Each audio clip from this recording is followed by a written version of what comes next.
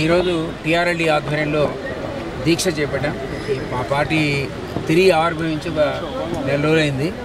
అయితే ఈ సందర్భంగా మిత్రులు విఠల్ కానీ, మహిపాల్ యాదవ్ కానీ, మా గురుగారు అయినటువంటి డాక్టర్ విజయరామారావు గారిని వచ్చి సంఘీభావం చెప్పడం, నారాయణమణి గారు రావడం అనేది చాలా సంతోషం. ఎందుకంటే మేమందరం ఒక పార్టీ నీడలో ఎప్పుడు పనిచేయలేదు.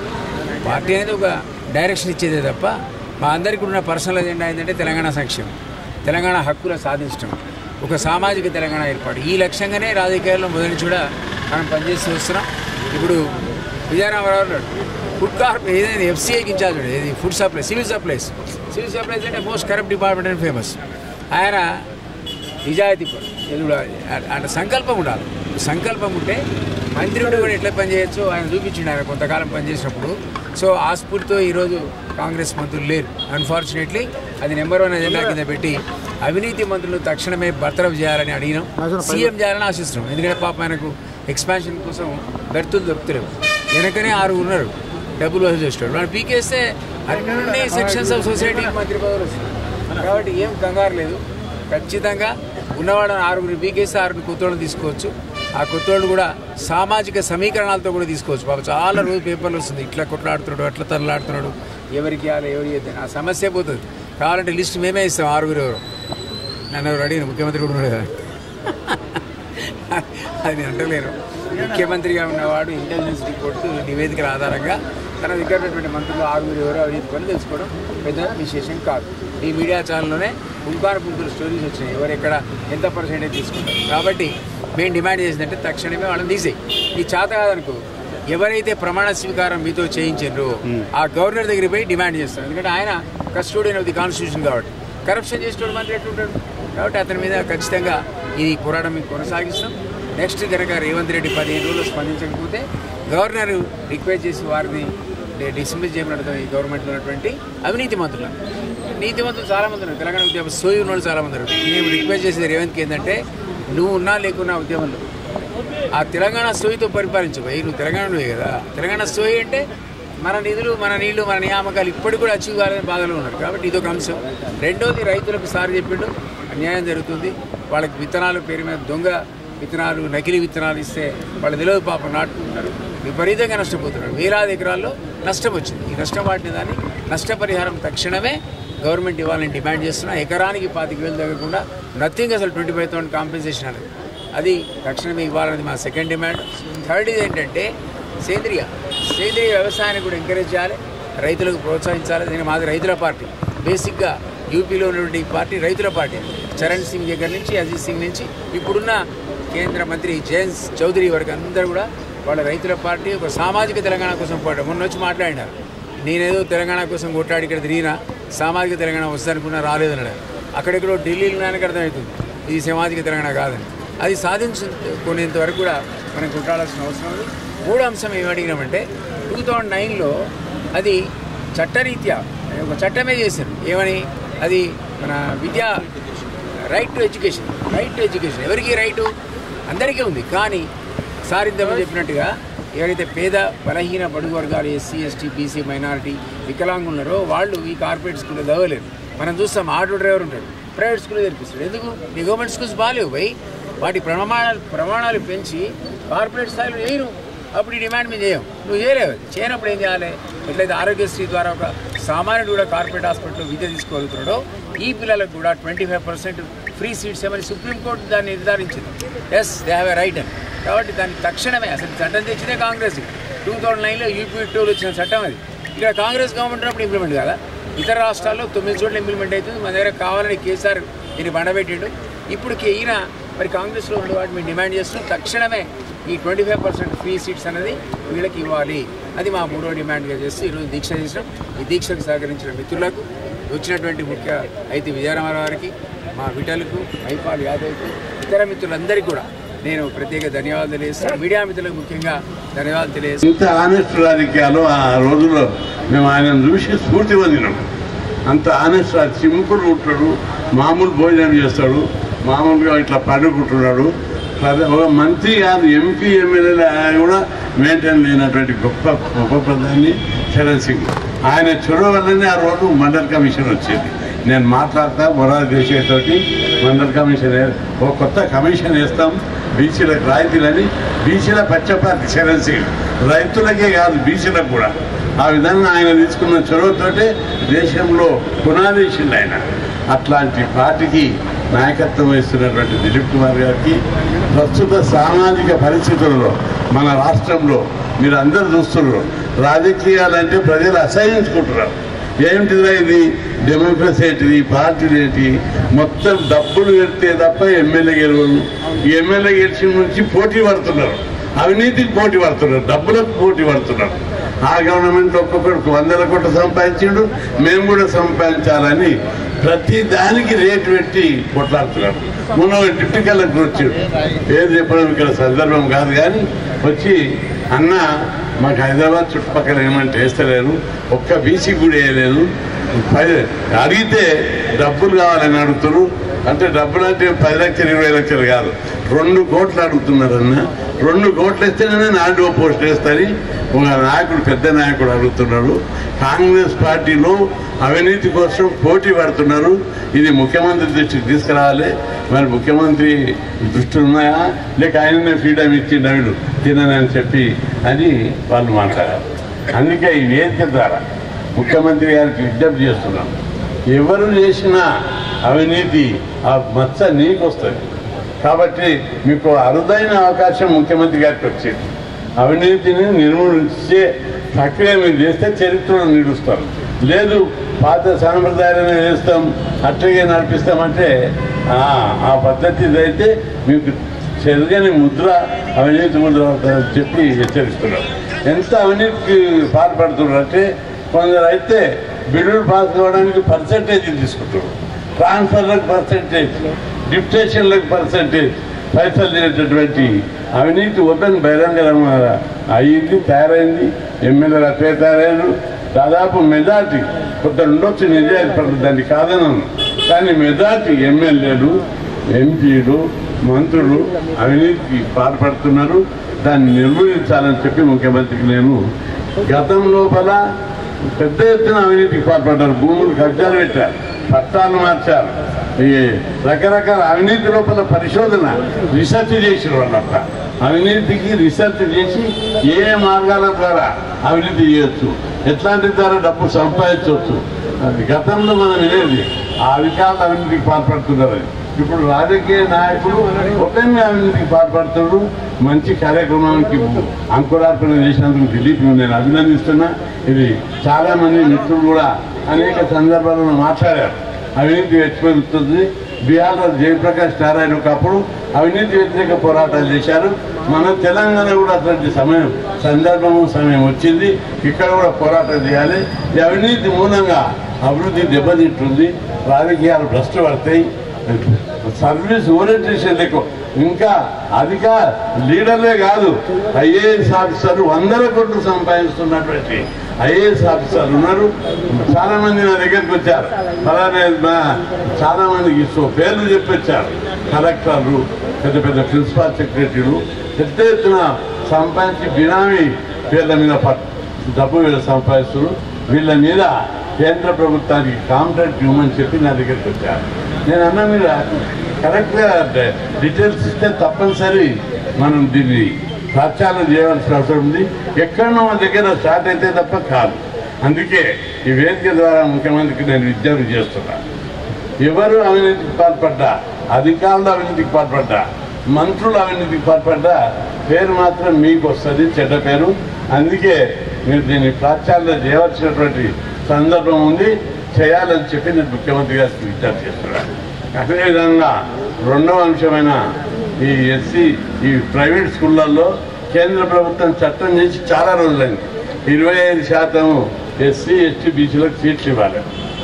చాలా ప్రైవేట్ స్కూళ్ళల్లో, కార్పొరేట్ స్కూళ్ళల్లో రిజర్వేషన్లు తీసి పక్కకు పడేస్తున్నారు. మొత్తం ఇష్టం వచ్చినట్టు డొనేషన్లు, ఫీజులు దగ్గర కొండాపూర్, మాదాపూర్ సిటీలో కూడా ఒక్కొక్క స్కూల్ విద్యను వ్యాపారమయంగా మార్చాలి.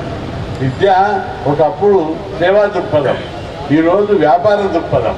విద్యా సంస్థలు పెట్టిన ప్రతి ఒక్కరు కోట్లకు పరిగెలచ్చు. వ్యాపార విద్యా సంస్థలు పెట్టిన వాళ్ళందరూ మేము రాజకీయాలకు వస్తాం, ఎంపీలు అవుతాం, మంత్రులు అవుతాం అనే దశకి ఎరిగిపోయారు. ఒకప్పుడు రియల్ ఎస్టేట్ చేసేవాళ్ళు, బిల్డర్స్ రాజకీయాలకు వస్తుంటేనే మనం ఆశ్రయించుకున్నాం. ఎందుకంటే భూస్వామి వస్తుంటే పాటలు పాడి ఎదురు తిరిగి, ఇప్పుడు వచ్చేల విడిగా డబ్బున్న ప్రతి ఒక్కరు సేవా దృక్పథంతో కాకుండా రాజకీయాలకు రావాలని ఏ మార్గాల ద్వారా ఇంజనీరింగ్ కాలేజీ పెడదామా, డిగ్రీ ఫీజులో పడతలేదు, ఇంజనీరింగు ప్రొఫెషనల్ కాలేజీలు పెట్టి పెద్ద ఎత్తున డబ్బు సంపాదించడానికి ప్రయత్నం చేస్తుండ్రు. అందుకే అమెరికన్ ఉన్నట్టు సింగిల్ స్కూల్ ప్రభుత్వ ఆధ్వర్యంలో స్కూల్ పెట్టినటువంటి సిస్టమ్ ఈ పరిస్థితుల్లో సాధ్యం కాకపోయినా కనీసం ఇప్పుడున్న స్కూళ్ళల్లో ప్రతి స్కూళ్ళలో విద్యా చట్టం కింద 25% పకడ్బందీగా అమలు చేసేటట్టు చర్యలు తీసుకోవాల్సినటువంటి బాధ్యత ప్రభుత్వం మీద ఉంది. ఎస్సీ ఎస్టీ బీసీలు డొనేషన్లు కట్టలేక, ఫీజులు కట్టలేక పెద్ద ఇబ్బందులు, చాలా ఇబ్బందులు పడుతున్నారు. కాబట్టి ప్రభుత్వం ఆ దిశగా చర్యలు తీసుకొని విద్యా హక్కు చట్టాన్ని పకడ్బందీగా అమలు చేయాలని చెప్పి నేను విజ్ఞప్తి చేస్తున్నాను. మూడో అంశమైనటువంటి నకిలీ విత్తనాల మూలంగా రైతులు పంటలు పండక అసలు నకిలీ విత్తనాలు అనేది చాలా టూమచ్. దాంతో మొత్తం పంటల మూలాలకైనా దెబ్బతింటుంది. నకిలీ విత్తనాలతో ఆత్మహత్య చేసుకున్న రైతులు ఉన్నారు. పెట్టిన పెట్టుబడి పోతుంది, ఒక సంవత్సరం పంట కూడా వండకుండా పోతుంది.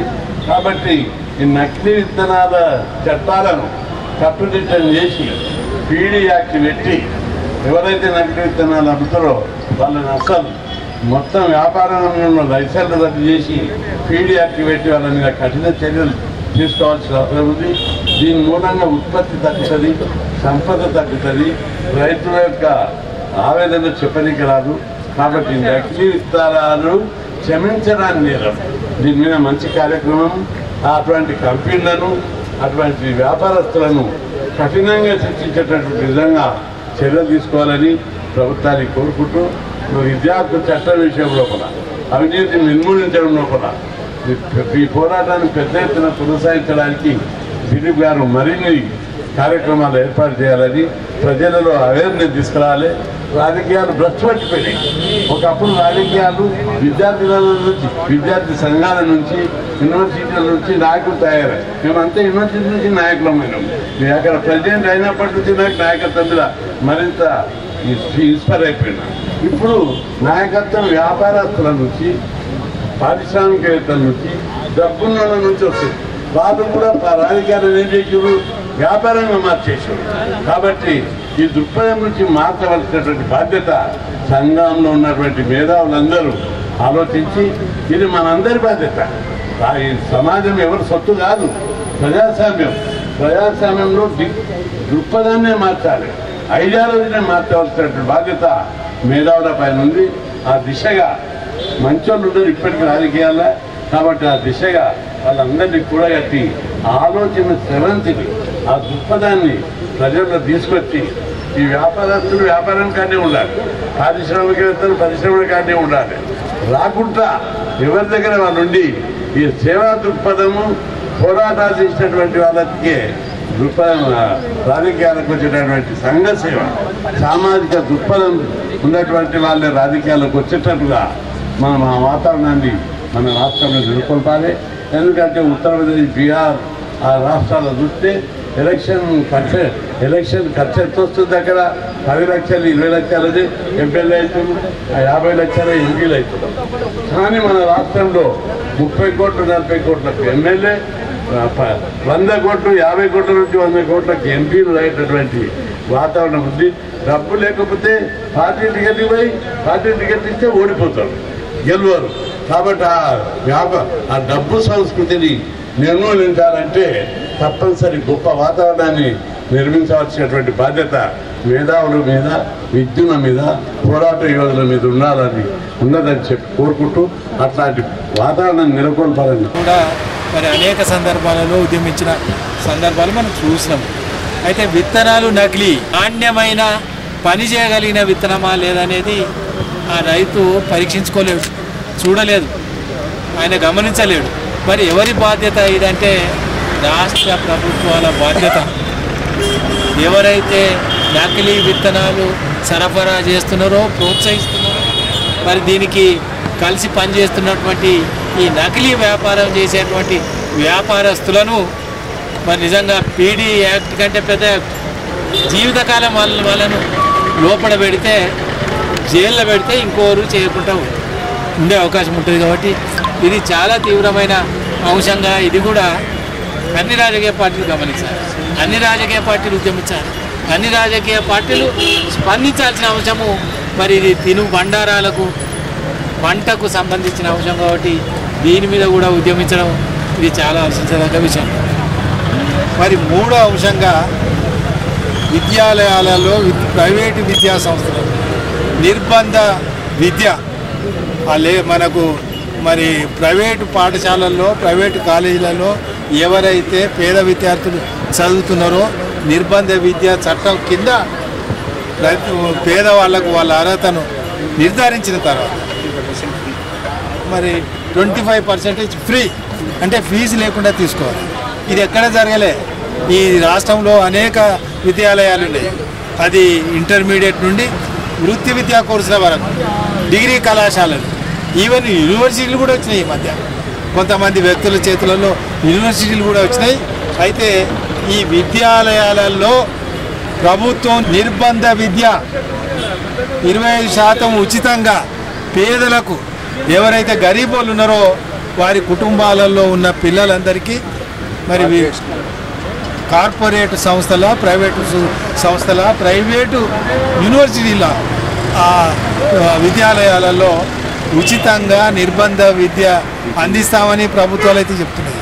కానీ అమలు జరగలేదు. ఇది కొన్ని రాష్ట్రాలలో, ఈ దేశంలో కొన్ని రాష్ట్రాలు అమలు చేస్తున్నది. కానీ మరి తెలంగాణ ప్రాంతంలో, ఈ రాష్ట్రంలో ఈ మధ్య మారినటువంటి ప్రభుత్వాలు, గతంలో కేసీఆర్ కూడా చెప్పినాడు, మరి అమలు కాలే. ఇప్పుడున్నటువంటి ప్రభుత్వం మరి పేదలకు నిర్బంధ విద్య అమలై అందులో పేదవాళ్లకు 25% ఫీజులు మినహాయింపు చేసి, అది మెడికల్ కాలేజా, ఇంజనీరింగా, మెడికల్ కాలేజీలలోనైతే చాలా ఆశ్చర్యకరం. ఒక్కొక్క సీటు ఎంబీబీఎస్ సీటే 1,50,00,000 అట, 1,30,00,000 అట. అట్లాగే ఎండి జనరల్ మెడిసిన్, రేడియాలజీ 2 కోట్లు, 2 కోట్లు 3 కోట్లు. మరి ఇలాంటి విద్య అందుకోవడం ఎవరి తరం అవుతుంది?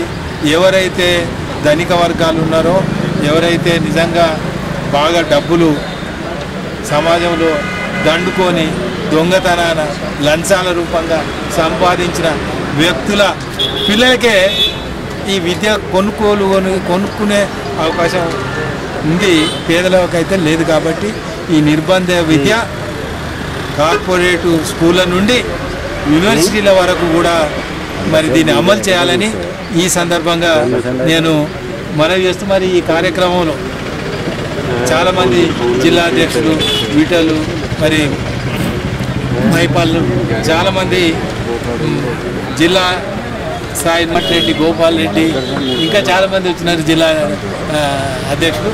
వీరందరూ కూడా నిజంగా ఈరోజు ధర్నా చేయడం, ప్రజా సమస్యల పట్ల ఒక రాజకీయ పార్టీగా, ఒక రాజకీయ పార్టీ నాయకునిగా, రాజకీయ పార్టీ కార్యకర్తగా ప్రజా సమస్యల పట్ల ధర్నా చేయడం, స్పందించడం, పోరాటం చేయడం ఇది చాలా హర్షించదగ్గ విషయం.